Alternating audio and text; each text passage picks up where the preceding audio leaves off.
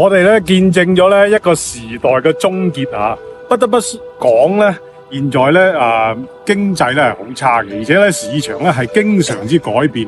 咁從線下咧，我哋走到線上，咁現在咧亦開始多元化咁樣去發展啦。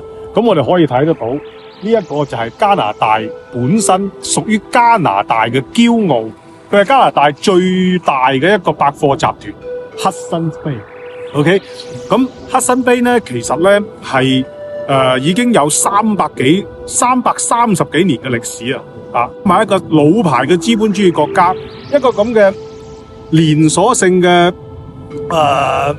百貨公司啦，竟然有300幾年嘅歷史。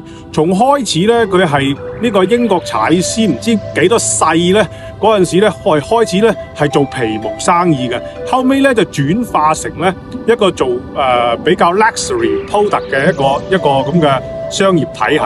咁其實呢個過程咧係好漫長嘅，我哋咧就不多講啦。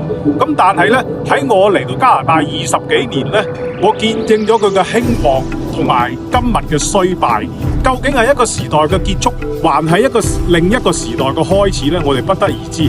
但係今日我哋無論如何要睇一睇呢個曾經代表咗加拿大零售業嘅百貨商店，亦代表加拿大高檔產品嘅銷售點，佢有幾百間嘅分店。但係今時今日咧，佢哋咧所有店咧都要關。咁好多人咧都為咗懷念佢啦，咁樣現在咧佢喺度清貨嘅時候咧，你見到好多車咧都停晒喺度，走嚟咧準備咧睇一睇呢個咁嘅充滿時代特色嘅一種產物嘅完結啦。咁我都帶住一絲嘅傷感，咁樣咁大規模都倒閉咧，係真係加拿大嘅悲哀嚟。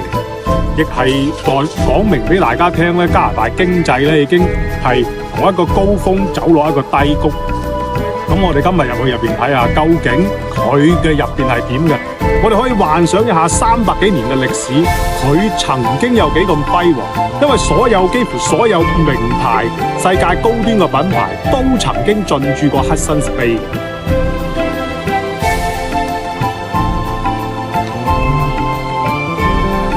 哇！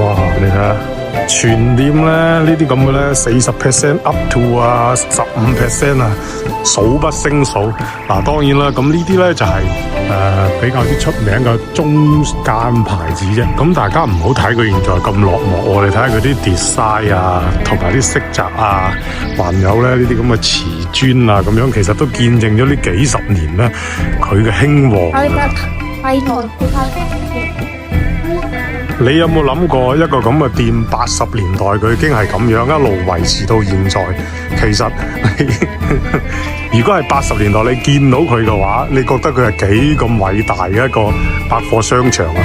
講真，佢一層咧肯定大過一個足球場。咁咧各種咧女士們想要嘅化妝品咧應有盡有。咁亦有咧當時咧我哋非常之追求嘅手錶啦、jewelry 啦等等呢啲嘢嘅喎。咁但係今時今日咧，我哋已經見到咧，哇係好破落嘅一個場面啦。咁如果當時80、90年代你已經走入嚟呢啲地方咧，咁咪代表咗你身份嘅象徵。外置你穿着啦、用㗎啦，咁包括咧呢啲咁嘅床鋪啲高檔嘅 mattress 呢啲咧佢都有賣嘅。咁但係現在咧基本上咧你都見到咧唔係40%、30%，甚至乎50%，哇！真係乜都已經有得賣啦。咁係咪好清涼？我見到，變咗個好似一個大賣場 outlet 咁嘅現在。咁嚟到呢個即係 kitchen 呢一個 department 啦，咁話都好鬼平係咪啊？咁一片狼藉，咁大家見到啦瘋狂嘅過後，剩低嘅是什麼咧？剩低嘅是無限嘅思緒係咪咧？咁睇呢隻煲好高檔喎！之前咧賣緊呢個139現在賣69，哇！真係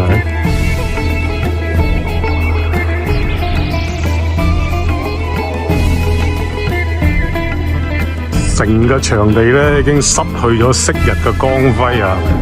咁但係咧呢啲個好似 Sealy 咧啲咁嘅意大利嘅全真皮咧、沙發呢啲已經全部，唉，流浪不堪啊！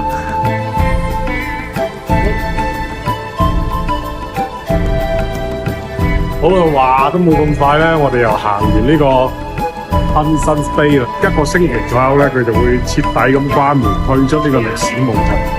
咁啊喺呢度咧，咁我梗係希望咧加拿大嘅經濟咧重回正軌啦。對於我個人嚟講咧，我係熱愛呢個國家嘅，加拿大咧無疑咧係我嘅第二故鄉嚟㗎。咁所以咧，今時今日加拿大經濟咁差啦，同埋咧社會環境咧變差啦，對於我嚟講咧係非常之傷感嘅。畢竟咧我哋喺呢度咧已經成20幾年，咁我都可以算得上係一個老華僑。咁並且咧，我從加拿大嘅東岸咧一路走到嚟加拿大嘅西岸啦，咁我都體驗咗好多加拿大嘅文化。咁樣我覺得加拿大係一個好和平，同埋係暫時嚟講都可以係多種族融合得比較好嘅國家嚟嘅，亦係世界各個文明國家嘅一個典範。以後呢啲咁嘅事咧，我唔希望再喺加拿大重現。